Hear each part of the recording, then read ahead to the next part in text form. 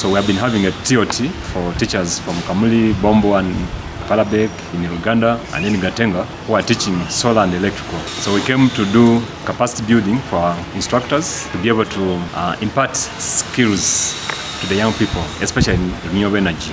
Apart from the training also, the other thing also we did when we were here in Rwanda, we carried out some different types of monitoring and programming so that we could configure the solar system which we installed in such a way that our solar system is incorporated with a backup of AC. In case we do not receive the maximum radiation within a specific day and we have electricity around, it would come in to support the batteries, which was already a good idea, and I learned it today. We have installed it in such a way that it has to reduce on the costs of electricity. Actually, I encourage all women to participate in technical activities because it is good for us. We can come up because we are also capable. The purpose is to improve the security at the girls' dormitory at Bosco Gatenga, TSS. And this was possible through the support of our partners from Austria, Eden, and World.